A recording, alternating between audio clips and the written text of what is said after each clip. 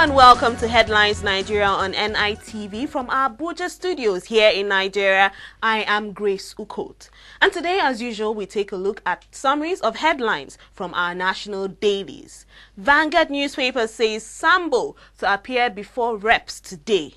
After much confusion on whether the vice presidential nominee, Governor Namandi Sambo of Kaduna State, would appear or not at the House of Representatives for approval, the House yesterday confirmed to Vanguard that Sambo has indeed been invited to appear before it today. Section 146, subsection 3 of the 1999 Constitution of the Federal Republic of Nigeria stipulates that the name of the nominated vice president be sent to both chambers of the National Assembly for approval. NUJ petitions Jonathan over killings of journalists. The Nigerian Union of Journalists, NUJ, has petitioned President Goodluck Jonathan over the unresolved cases of the murder of journalists in the country, urging him to take steps to guarantee their safety.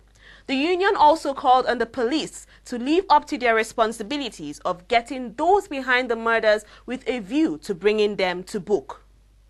Nigeria uses new vaccine in polio eradication. Nigeria is taking the lead in an aggressive new strategic plan designed to respond to different transmission dynamics aimed at enhancing the successes of the global polio eradication drive through utilization of a new bivalent vaccine that addresses the problem of international spread of the wild polio virus.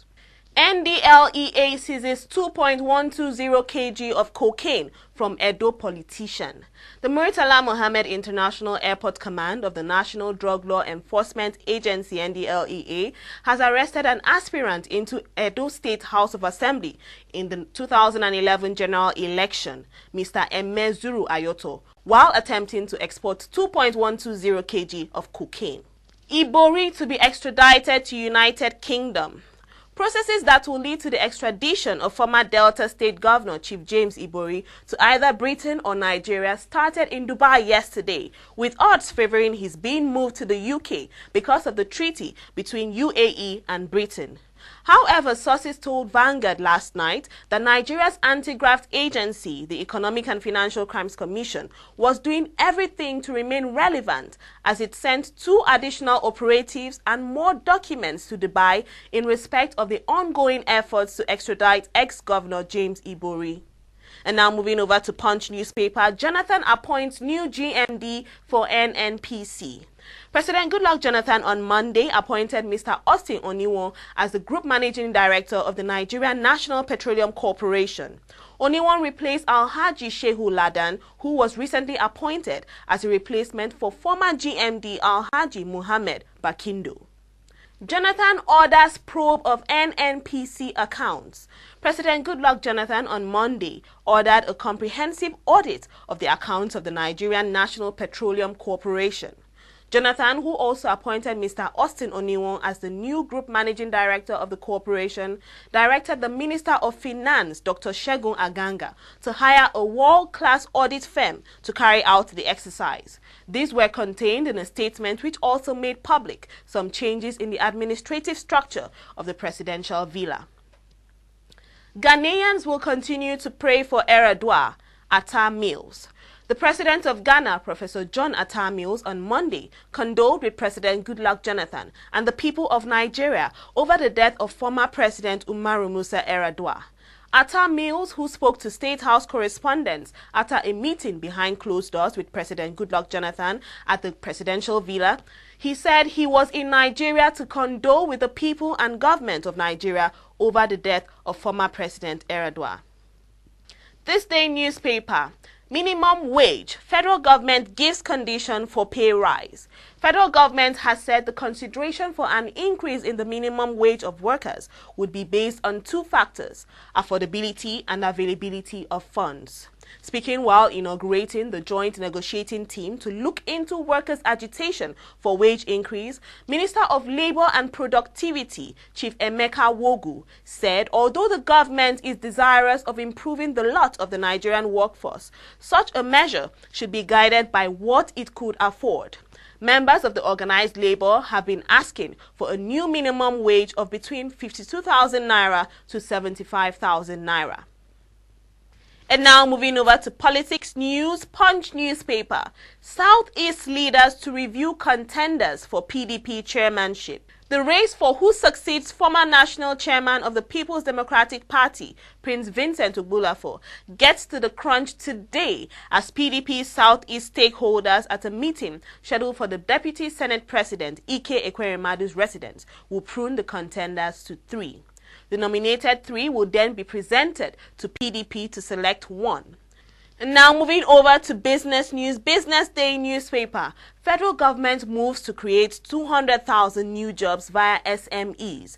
Chukwuemeka Wogu, the Minister of Labour and Productivity, has disclosed that the federal government has unveiled plans to create 200,000 jobs through the establishment of small and medium enterprises across the country.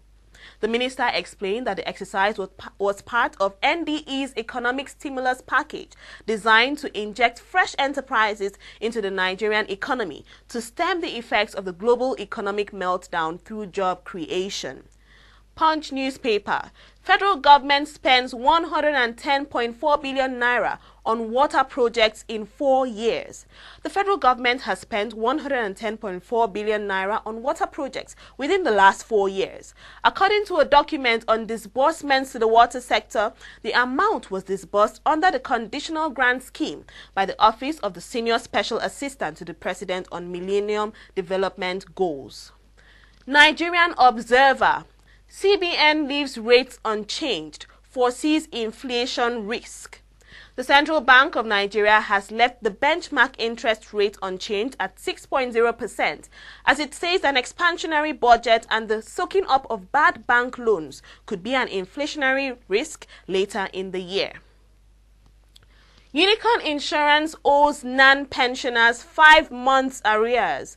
The News Agency of Nigeria Staff Pension Scheme has said that Nikon Insurance PLC is owing the agency's pensioners 5 months arrears covering the period January to May 2010.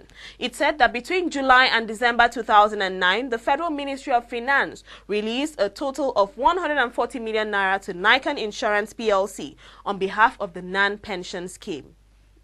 And now on sports news, Nigerian Compass. Barry Bote takes Owumi to NFF Appeal Committee. The appeal panel of the Nigeria Football Association will this morning sit on petitions filed by Alhaji Abdulaziz Mohammed and Mr. Rumson Barry Bote against the election of Mr. Davidson Owumi as chairman of the Nigeria Premier League. Owumi was elected by majority vote at an election held in the Federal Capital Territory, Abuja, penultimate weekend. But contestants Mohammed and Baribote disagreed with the mode of his emergence and immediately filed a petition at the Election Appeal Committee of the association.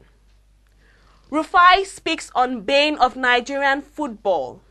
Peter Rufai, former Super Eagles goalkeeper, has told Sports Compass that failure by the nation's football authority to consistently ignore talent development at the grassroots remain the bane of Nigerian football.